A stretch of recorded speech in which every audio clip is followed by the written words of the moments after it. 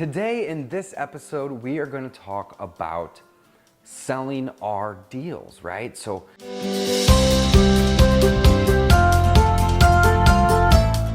hey guys, welcome back to the David Dodge Show, coming to you from, again, my living room. Today in this episode, we are going to talk about selling our deals, right? So after we go out and we do all the marketing and we make a friend and we find somebody that's willing to trade their property to us at a discount in exchange for the convenience, like I always say, next we're going to send them an offer, and this video is about what we do next, right? So we have a property under contract at this point. What do we do next? Okay? That's what we're going to dive into. So if we've already sent an offer on a property and we've got the seller to sign, we may or may not have really done a ton of due diligence at this point. And the reason that I say that is because we need to get comfortable at making a lot of offers. And we're gonna make a lot of low offers.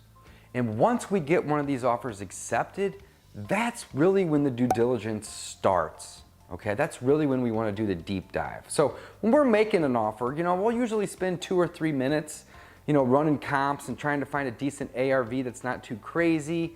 We'll estimate those repairs, and then we'll just run it through our MAO formula. And we have videos about the MAO formula.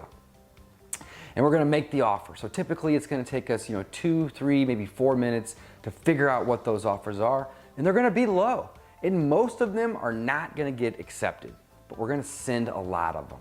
And then once we get one that they accept and it's low, or maybe they negotiated us up a little bit, but it's still a really good deal, then what, right? Well, if we are wholesaling that deal, what we're gonna do is we're gonna start all over. And what I mean by that is we're gonna start marketing again, because that's how we found that lead and that motivated seller in that deal. And we're gonna do that same exact approach, except this time we're not gonna be marketing to other sellers with presumed motivation. This time, we're gonna be marketing our deal. We're gonna be marketing our equitable interest that we have in the deal. Really, another way to word it is we're gonna be marketing our contract to purchase that deal. So don't overthink it. Literally, all we're gonna do is we're gonna market the property, the address, the pictures, and a description. And at the bottom of that marketing message, we're just gonna put in parentheses, owner by contract, or asterisk owner by contract. Literally add those 3 words in there and it's gonna protect you, right? Because again, what we're doing is we are selling our contract to purchase. So we're gonna start marketing again, guys. And we're gonna do so in a number of ways. But I don't want you to overthink this. It's really not that difficult. All right, the first thing that we typically do will be blasted out to our list. And you may not even have a list, okay? But building a list is actually really, really easy. But when we blast it out to our list, often they sell. And that's all that we have to do. Next, we're gonna text it out. So we have an email list that we create and we have an SMS list. We'll typically do those at the same time, right? We want as many eyeballs on our deal as we can. And again, if you don't have a list, don't worry, you can build one, and it's really, really simple. But that's typically where we start. Next, what do? Is we go and we post this on Facebook Marketplace. And we say, hey, I got this offer to buy this property, or this contract to purchase it. Is anybody in the looking on this group or in this marketplace for this type of rental or this type of fix and flip in this school district that's this big, with this amount of repairs and at this ARV, and we're asking this. And again, we're gonna be buying these deals or really contracting these deals at a great price, and we're gonna sell them at a good price, and we're gonna leave a lot of meat on the bone, or else it's gonna be difficult to find a buyer, somebody that's gonna partner with us to help get this property sold and bought from the seller. So Facebook Marketplace is a great place to start. I also like to post my deals in the local Facebook groups. So local groups, right? So I'm in St. Louis, Missouri. It's where I do all my investing. right? So I'm gonna post in my St. Louis rehabbers group and my St. Louis landlords group. And I might even go find a St. Louis wholesale group to see if any of those people in the group, you know, have a buyer that we can joint venture on. But I'm gonna post it out there and I'm gonna get exposure to it, right? So I'm gonna blast it to my buyers list. I'm gonna blast it to my buyers list via text and email, so 2 different ways. I'm gonna post it on Facebook Marketplace. I'm gonna post it on the Facebook groups, guys, the local groups. I'm not posting on these national groups unless it's a bunch of houses or an apartment complex, but typically a little house, it's gonna go on these little groups. I'm also gonna post it on Craigslist. I'm gonna make posts on Craigslist for a property for sale. And again, in the description, I'm gonna say owner by contract, right? And if the property's vacant, I'm gonna make them call to get a code, regardless of what method I did my marketing. And I'm gonna record their name and email and phone number, and that's how I'm gonna build my buyers list right there. That's at least a way that I'm gonna build it. And I'm gonna give them that lockbox code. And that way I can keep an eye on and track who's calling, who's interested, who has that code, and when they plan on going. Also, it's very, very beneficial to track that and build the buyers list at the same time. Because if I want to do a price reduction, I don't have to start all over with my marketing. I can just contact the 10 or 20 or 50 people that reached out with interest and say, hey, I could do the same thing that I was doing last week, but now it's 10 grand less. So there's lots of different methods, right? So blast it out. We're gonna post it on Facebook Marketplace. We're gonna post it on the Facebook groups, the local groups. We're gonna put it on on Craigslist. And we're gonna post it for sale on Craigslist. And if it's vacant, you can throw a lockbox on it. And if it's not vacant and it's occupied, then you're gonna get people to call you and set appointments to view it. And one of my favorite things is to try to get as many people to view it at the same time. So you're gonna have to deal with the tenant or the property manager or the seller and figure out what are 1 or 2 good times in the next week that you're gonna be able to show it to your contractors and your investor partners, right?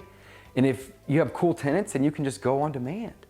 But otherwise, I highly suggest and recommend that you say, hey, can I get a time to view it, maybe on Saturday from 12 to 2, and then maybe again on Tuesday from 3 to 5, and give people some options. But also have 2 windows and force people to go view them at the same time.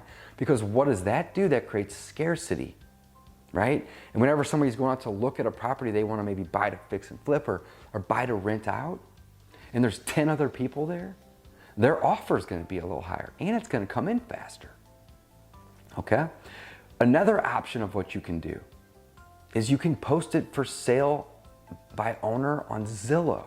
Now, again, I wouldn't recommend doing this unless the seller is motivated enough to not care how you find your partner or they're aware. I wouldn't just go post it for sale on Zillow without them knowing, without you telling them that you're gonna do that. When you blast it out to your list and you do Facebook and Craigslist, the odds of them seeing it are very low. But also in your agreement, you can even put in there that you're going to be marketing the property to find your buyer via these channels. So I would never suggest you try to lie or keep any of this information back. I'm just telling you all the details. We typically tell them that we're gonna find a partner. We tell them that we buy 100 houses a year and that we bring a partner on every deal and that we're gonna be doing these things. And if they don't like it, then we don't have to be the buyer. But we like to buy quick. We like to make it easy for them. So we exchange that convenience, but we demand a discount. So posting it on Craigslist is another great option. One of my favorite things to do, guys, is Bandit Signs. And you can use these Bandit Signs to sell deals, just like you can use these Bandit Signs to buy deals and find the motivated sellers. You could find cash buyers that way too. In fact, don't overthink it. Just get a Bandit sign and write 3 bedroom, 2 bath, must sell fast. That's it. And put your phone number or whatever the details of the property are. 1,500 square foot single family, must sell now. Call me right away, and your phone number. And do 20 of them and put them in the front yard, put them on the street corner, put them in a 1/4 mile radius at the intersections all around town. And then last but not least, And this is basically it. This is all that we do. I'm not hiding anything from you in this video. Last but not least, we will print the deal out. And we'll take that deal to our REIA meetings and our local meetups of our landlords and our fix and flippers and our wholesalers. And we will pass these deals out. And we'll ask anybody if they have interest in the deal or if they know that anybody that might have interest. We love partnering with other investors. In fact, probably around 20% of the deals that we do, which is almost 100 a year on average, 20% is with a joint venture partner. If somebody else has a buyer in this zip code where I have a deal, and they know that anything that's a deal in that neighborhood that they'll sell will buy, I would be a fool to say, no, I don't want to work with you. Hey, let's split the commission, or not even commission, let's split the wholesale fee. If we can get 7 or 8 or 10 grand on a wholesale fee, wouldn't you like to have 3 or 4 or 5 of that? I know I would. I am not above doing small deals, although I love doing $20,000, $30,000, $40,000 deals. So once we have a contract on a property, guys, we have equitable interest. That's really where it starts. What that really means to me is that we have inventory. Now we have something to market to sell. And the funny thing about wholesaling is you can't make a profit wholesaling something that you don't have. You have to have a contract on it. You have to have something to sell. That's your inventory. But the beautiful thing about wholesaling houses is that you don't need to buy them to get that control. You can use contracts to gain that control and put up $100, often cases $10, to go flip these properties. So to recap, don't overthink it, guys. Blast those out to your lists. And if you don't have lists, you can create them, or you can even buy them and pull them off of PropStream or Batch Leads. Post it on Facebook Marketplace, post it in the local Facebook groups, post it on Craigslist, and print it out and take it to your local REIAs.